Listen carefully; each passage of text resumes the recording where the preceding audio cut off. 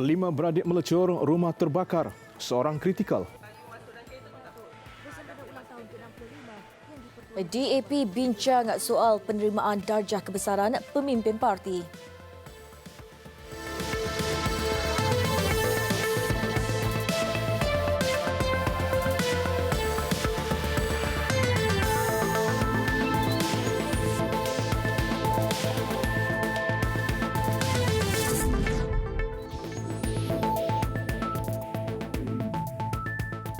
Assalamualaikum dan salam sejahtera. Seorang kanak-kanak berusia 5 tahun kritikal akibat melecur selepas rumah keluarganya terbakar di Taman Nora Ulu Tiram, Johor Bahru, Johor kira-kira jam 11 pagi tadi. Kejadian turut menyebabkan 4 lagi adik-beradik mangsa melecur di beberapa anggota badan namun telah dibenarkan keluar dari hospital.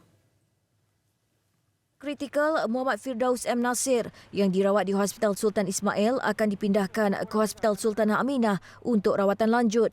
Difahamkan mangsa melecur di bahagian muka.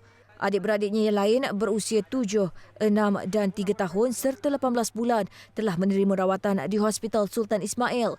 Menurut ibu mangsa Nur Farayu Muhammad Nurfiah, pada mulanya kebakaran itu tidak disedarinya dengan suami kerana mereka berada di bahagian bawah rumah, manakala 5 beradik berkenaan berada di atas.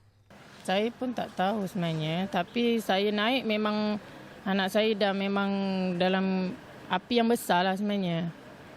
Tapi saya tak boleh nak buat apalah sebab saya pun tarik anak saya yang baby saja. Yang 4 tu suami saya naik dan jiran pun naik sekali masa tu. Memang dia jerit lah, duduk kat tepi ketakutan lah macam api tu tengah membara kat dia. Saya terus ambil lah, suruh buka pintu lah. Dalam pada itu, pihak bomba mendapat panggilan berhubung kebakaran itu pada jam 11.21 pagi. Dan jentera sampai ke lokasi pada jam 11.39 pagi. Untuk makluman, apabila kita sampai, kita dapati kebakaran telah pun padam sepenuhnya dan hanya tinggal asap tebal lah. Kediaman 2 tingkat itu didapati musnah 50%. Dan ini pula selepas 10 hari bertarung nyawa, lelaki yang cedera kerana letupan pada mesin pengering dobi layan diri menghembuskan nafas terakhir siang tadi. Mangsa berusia 43 tahun itu meninggal dunia di Hospital Sungai Buloh. Ketua Polis Daerah Kelang Selatan, Assistant Commissioner Syamsul Amar Ramli berkata, mangsa dipindahkan dari Hospital Tengku Ampuan Rahimah ke Hospital Sungai Buloh pada 11 Oktober lalu. Berdasarkan laporan perubatan, mangsa melecur 73% badannya. Manakala anak perempuan mangsa berusia 14 tahun yang curut cedera kini dirawat di Hospital Selayang dan beransur pulih. Dalam kejadian 4 Oktober lalu, 2 beranak itu ke sebuah kedai dobi layan diri di Johan Setia, Kelang. Ketika menekan butang pada mesin pengering berkenaan, tiba-tiba berlaku letupan dan menyebabkan mereka melecur pada badan. Kedua-dua mangsa segera dikejarkan ke Hospital Tunku Ampuan Rahimah untuk rawatan. Kejadian berpunca daripada masalah teknikal pada mesin berkenaan.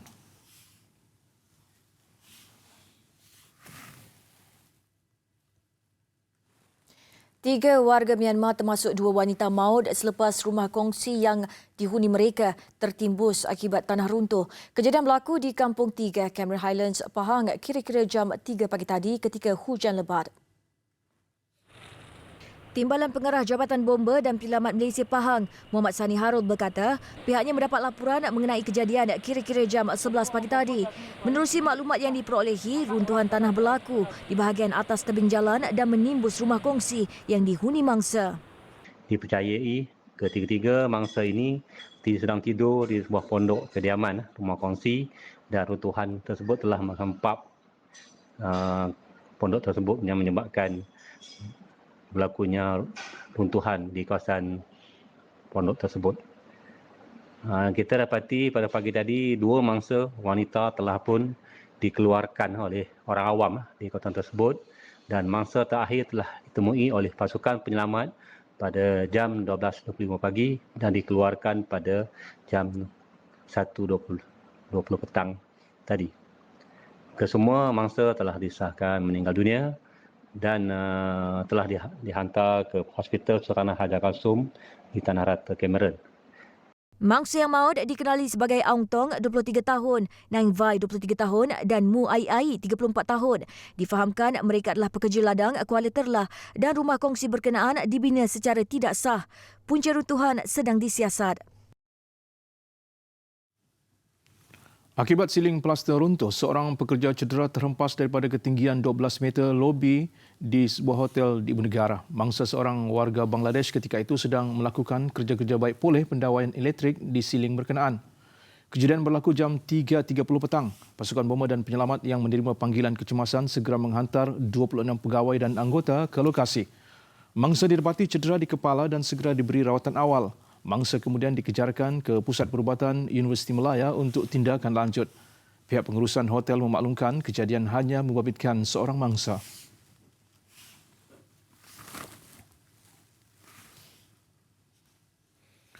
Jawatan Kuasa Eksekutif Pusat CEC DAP akan mengadakan mesyuarat pada minggu depan bagi membincangkan soal penerimaan darjah kebesaran oleh pemimpin parti itu. Setiausaha Agungnya Lim Guan Eng berkata, tindakan menerima darjah kebesaran itu tidak mencerminkan semangat perjuangan sebenar DAP. Lim Guan Eng yang juga Menteri Kewangan berkata demikian pada konvensyen DAP Perak yang dihadiri 1,303 perwakilan di Taiping siang tadi. Tegasnya, teguran yang dibuat bukan sebagai tanda tidak hormat kepada mana-mana kerajaan negeri. Sebaliknya beranggapan pemimpin berkenaan perlu menunjukkan prestasi berkhidmat untuk rakyat lebih dahulu dan tidak mengejar jawatan. Kalau tahun pertama kita terima gelaran ini mungkin akan berikan persepsi yang lain kepada rakyat. Kita hormat dan terima kasih kepada mereka yang nak berikan gelaran. Tapi macam di Melaka, kita tolong ingat Tun Gafar Baba. Dia lebih senang dipanggil sebagai Encik Gafar Baba. Kalau Tun Gafar Baba pun tak terima, mengapa kita punya pemimpin perlu terima? Dan lagi, Ketua Menteri Melaka iaitu dari Amanah tidak terima juga. Mengapa pemimpin kita perlu terima? Itu sebab penjelasan yang diberikan tak boleh diterima. Semalam, dua wakil rakyat DAP Melaka menerima darjah mulia Seri Melaka yang membawa gelaran Datuk bersempena sambutan hari jadi ke-80 yang di-Pertuan Negeri Melaka, Tun Dr. Muhammad Khalil Yaakob. Minggu lalu pula, dua menteri DAP Sabah dianugerahkan Panglima Gemilang Darjah Kinabalu yang membawa gelaran Datuk bersempena ulang tahun ke-65 yang di-Pertuan Negeri Sabah, Tun Juhar Mahiruddin. Ketua Umum PKR Datuk Seri Anwar Ibrahim dijangka mengangkat sumpah jawatan sebagai Ahli Parlimen Port Dickson yang baru esok selepas berjaya memenangi pilihan raya kecil PRK Port Dickson dengan majoriti 23,560 undi. Kemenangan beliau diumumkan oleh Pegawai Pengurus PRK Port Dickson, Khairi Makmur. Dengan ini saya mengisytiharkan bahawa Anwar Ibrahim daripada Parti Pakatan Harapan telah dipilih sebagai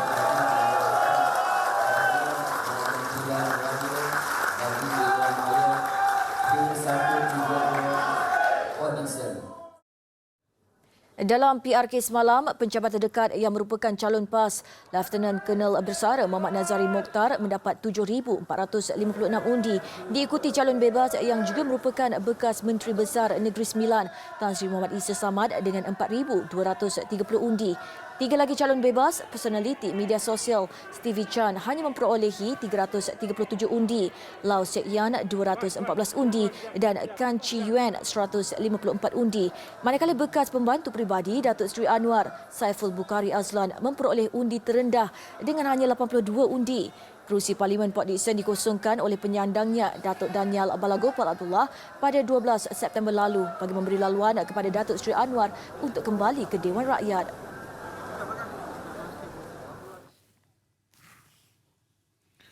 Timbalan Presiden Parti Keadilan Rakyat PKR Datuk Seri Muhammad Azmin Ali menyifatkan kemenangan Ketua Umum Parti itu Datuk Seri Anwar Ibrahim pada PRK Port Dickson sebagai satu perkara unik. Beliau berkata kemenangan itu jelas membuktikan wujudnya trend sokongan baru oleh rakyat terhadap Pakatan Harapan. Kemenangan ini juga ada satu kemenangan yang unik kerana kita mendapat sokongan yang padu daripada semua kaum yang ada di Port Dickson dan ini menunjukkan satu trend sokongan yang baru dan keyakinan rakyat kepada Pakatan Harapan. Jelas beliau lagi, kemenangan itu juga membuktikan rakyat Malaysia masih lagi yakin serta mahu bersama dalam memperkukuhkan kerajaan dan membangunkan negara selain membuktikan sokongan segenap lapisan masyarakat terhadap kepimpinan Perdana Menteri Tun Dr. Mahathir Mohamad.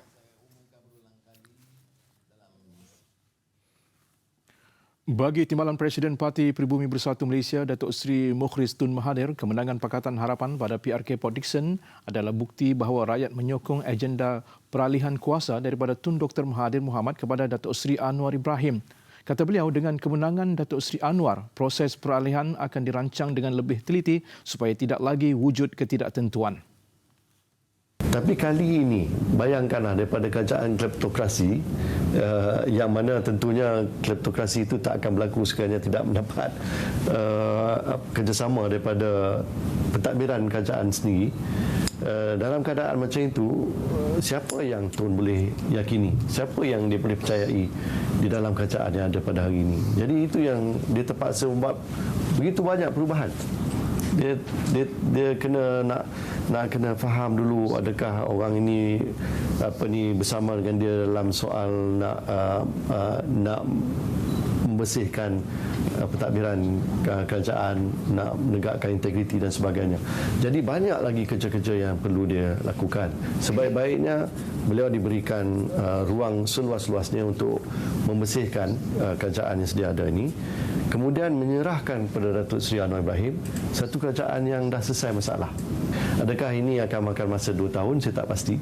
Mungkin lebih sikit daripada itu ataupun kurang, saya tak tahu. Yang itu saya tak dapat nak beri satu satu tempoh masa yang tetap. Kalau kita kata 2 tahun, betul ke dalam masa 2 tahun boleh selesai semua? Malaysia sama sekali, dan ianya terbukti daripada keputusan PRK. Dan esok mesyuarat kedua penggal pertama Parlimen ke-14 akan mula mengambil tempat. Persidangan dijadual berlangsung selama 30 hari sehingga 11 Disember depan. Urusan pertama pastinya didahului dengan upacara mengangkat sumpah Ahli Parlimen Port Dickson yang baru, Datuk Seri Anwar Ibrahim. Butirannya bersama Juliana Syahrin. Datuk Seri Anwar dijadual mengangkat sumpah jam 10 pagi. Persidangan kemudiannya akan diteruskan dengan perbahasan rang undang-undang juga urusan kerajaan yang lain. 18 Oktober pula diadakan pembentangan kajian separuh penggal rancangan Malaysia ke-11 oleh Perdana Menteri Tun Dr. Mahathir Mohamad jam 4 petang. Manakala perbahasan akan berlangsung pada minggu kedua diikuti dengan sesi jawapan menteri pada minggu ketiga. Pembentangan rang undang-undang perbekalan belanjawan 2019 pula akan diadakan pada 4 petang 2 November. Ia diikuti dengan perbahasan belanjawan itu di peringkat dasar pada minggu ke-4 dan ke-5, seterusnya dibawa ke peringkat jawatan kuasa pada minggu ke-7 dan ke-8. 2 hari terakhir akan diperuntukkan bagi rang undang-undang dan urusan kerajaan yang lain pada minggu ke-9. Sementara itu, persidangan Dewan Negara akan berlangsung selama 12 hari dari 3 hingga 11 Disember. Sesi Parlimen kali ini juga akan memperlihatkan perubahan kedudukan kerusi Ahli Parlimen Jeli Datuk Seri Mustafa Mohamad dan Ahli Parlimen Kimanis Datuk Seri Anifah Aman yang bertindak meninggalkan UMNO September lalu. Ia menjadikan keseluruhan 5 Ahli Parlimen bebas di Dewan Rakyat ketika ini. Juga pertambahan kerusi di blok kerajaan apabila Ahli Parlimen Labuan Datuk Rozman Isli yang keluar UMNO 3 hari lalu menyertai Parti Warisan Sabah Warisan. Dalam pada itu, agenda reformasi Parlimen tetap diteruskan. Dalam temu bual khas bersama TV3, timbalan yang di-Pertua Dewan Rakyat, Ngah Komeng, menegaskan keutamaannya mahu Akta Perkhidmatan Parlimen 1963 segera dihidupkan semula. Ia bagi membolehkan Parlimen menjadi institusi yang benar-benar bebas yang tidak terikat dengan kuasa eksekutif. Supaya Parlimen bebas daripada campur tangan eksekutif. Dia ada bajet sendiri, dia ada juga kaki tangan sendiri, tidak lagi tertakluk kepada Jabatan Perdana Menteri. Apabila Parlimen bebas, makalah doktrin pengasingan kuasa yang termaktub dalam Perlembagaan Persekutuan dari impian menjadi realiti. Dikenali sebagai pemimpin yang bermulut celupa sebelum ini, Ahli Parlimen Teluk Intan ini mendapat pujian ramai kerana berjaya mengendalikan persidangan Dewan Rakyat dengan baik pada sesi yang lalu. Dan untuk sesi kedua ini, beliau tekad meneruskan prinsip amalan demokrasi yang dipegangnya selain pesanan pemimpin yang pada satu ketika dahulu pernah dikritiknya. Tun memandang saya memandang dia. Dia beritahu saya, dia kata, you clearly can speak. Kamu memang petah bercakap. Sekarang saya letak kamu jadi speaker supaya kamu boleh kawal diri, disiplinkan diri dan disiplinkan orang lain. Dan yang paling penting, belajar menjadi neutral. Ini adalah nasihat atau petua yang diberi oleh Yang Amat Berhormat Perdana Menteri kepada saya. Dan ini saya simpan dalam hati dan akan ingat sampai bila-bila. Katanya, beliau terhutang budi kepada ibunya yang banyak membimbingnya dalam penguasaan bahasa Melayu. Saya kena berterima kasih pertama kepada ibu saya yang mengajar saya bahasa Melayu. Tiap-tiap malam dia duduk tepi saya, ajar saya. Saya lahir di Kelantan, besar di Sitiawan, Perak. Saya sekolah Cina tapi dapat A untuk bahasa Melayu. Rumah saya duduk tepi masjid. Tiap-tiap hari dengar azan. Dan saya penaja utama majlis berkhatam beramai-ramai untuk banyak tahun sehingga imam masjid tanya saya, "Wai Binga, jangan asyik jadi penaja bila nak jadi peserta." Persidangan era Malaysia Baru, pemilik baru Putrajaya, Pakatan Harapan yang dahulunya petah bertanya, kini perlu menjawab. Bahang dan aura Dewan Rakyat kali ini turut mendapat perhatian kedai kopi dan juga makcik bawang. Ramai yang skeptikal dengan BN sebagai pembangkang selepas 60 tahun memerintah negara, namun tidak mengecewakan. Pastinya persidangan dan Dewan Rakyat akan terus gamat untuk tempoh 5 tahun akan datang. Juliana Syarin, Parlimen Malaysia.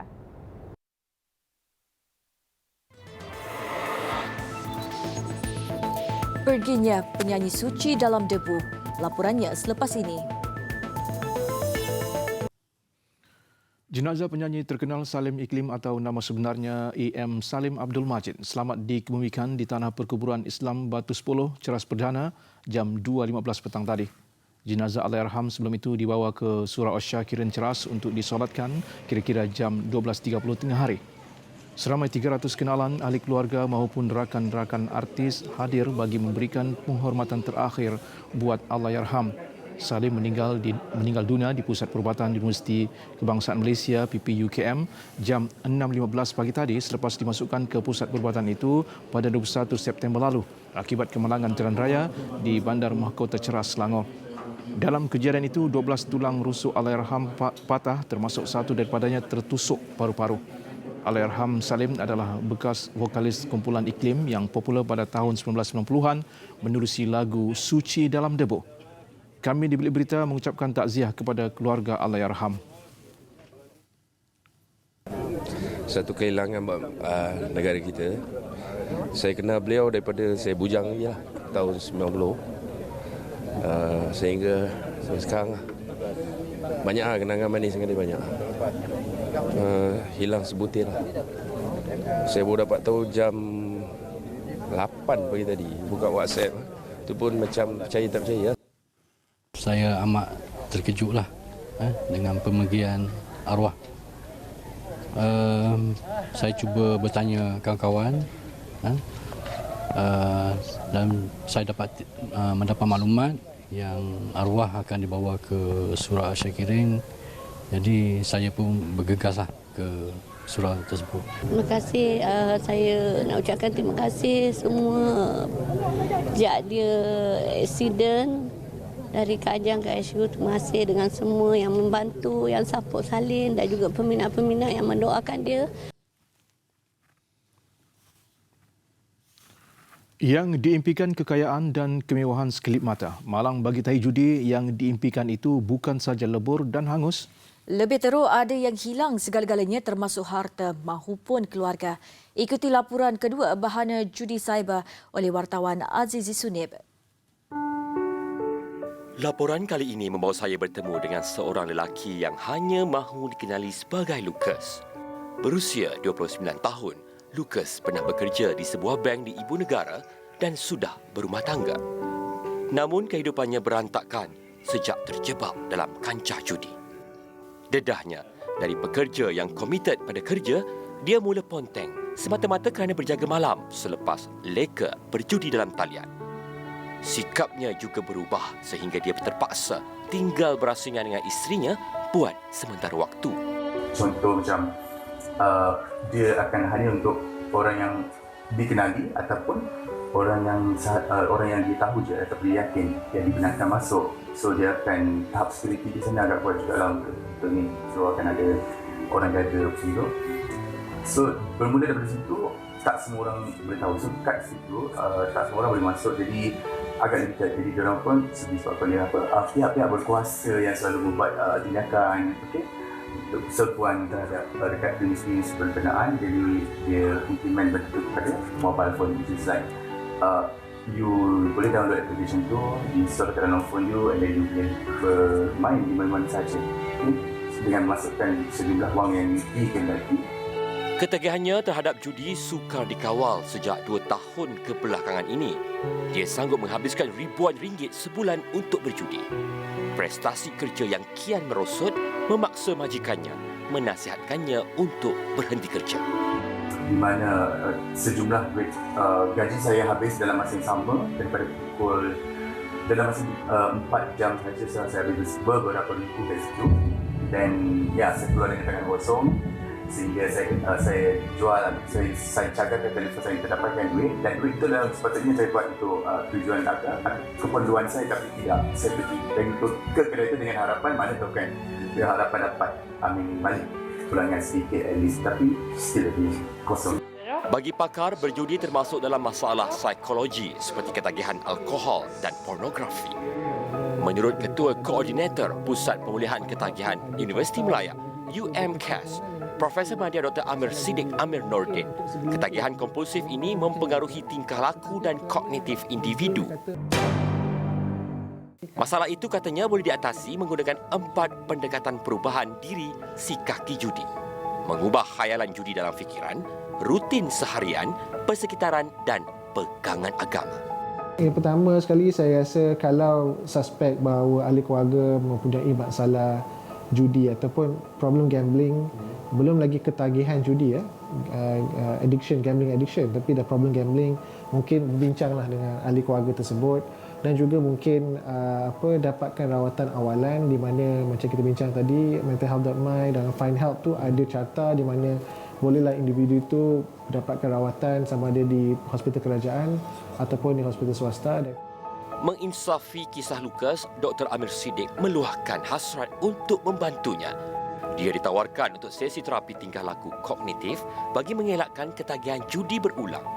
Ini bagi membantu Lucas memahami keadaan dirinya sehingga bersikap keterlaluan untuk berjudi.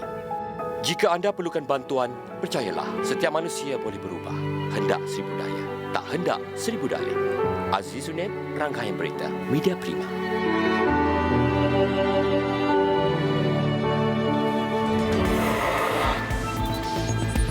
Istiadat siram tabal sempena pertabalan Sultan dan Sultanah Kedah. Jenazah bekas Ketua Pegawai Eksekutif Cradle Funds dan Berhad Allahyarham Nazrin Hassan akan dikebumikan semula esok.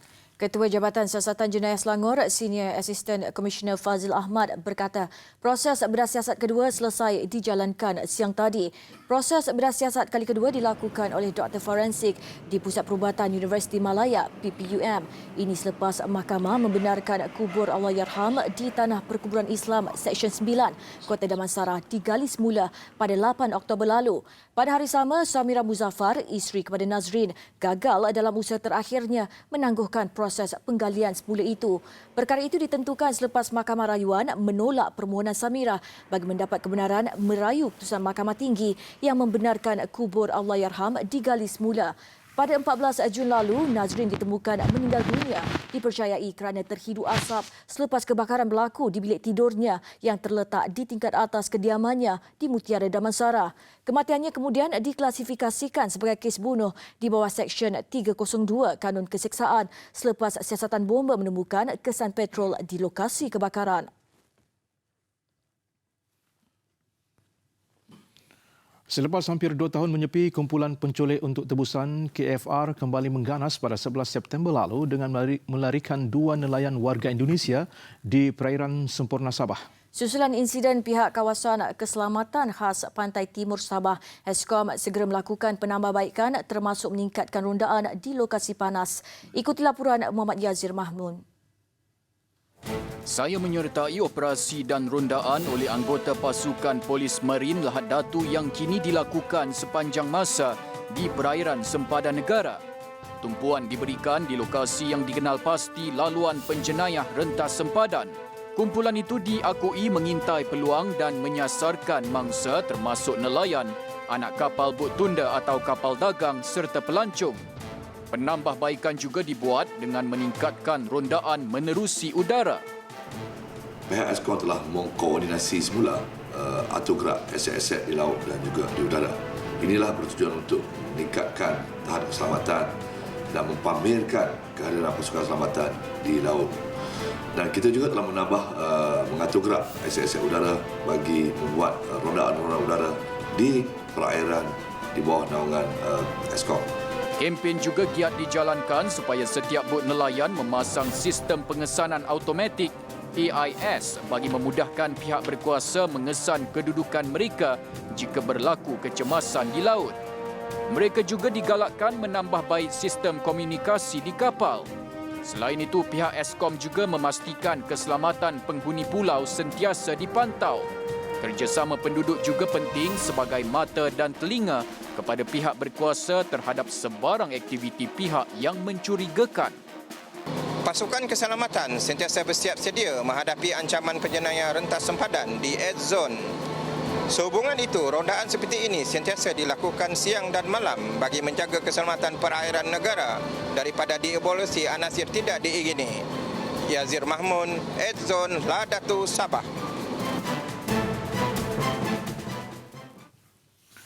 8,000 pelajar sekolah didekati dan hasilnya seramai 180 usahawan baharu dilahirkan.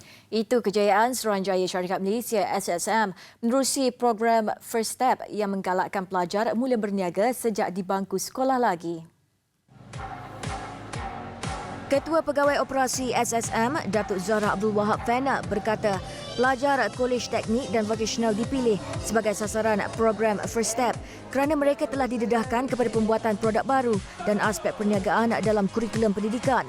SSM telah menjelajah ke 5 kolej vokasional di seluruh negara untuk menyemai hasrat berniaga dalam minda pelajar bahawa perniagaan adalah salah satu bidang kerjaya yang boleh diceburi setelah tamat persekolahan. Ia menawarkan pendaftaran perniagaan secara percuma kepada mereka yang berminat menceburi bidang berkenaan. Daftar perniagaan is one thing because it's a continuity sebab kita rata-rata kita tengok mereka ni ideas mereka banyak, creativity, innovation, the new products that they have come up with. And kita dapati sekiranya mereka tahu membuat sesuatu tetapi tidak tahu menjalankan perniagaan, so there's no point.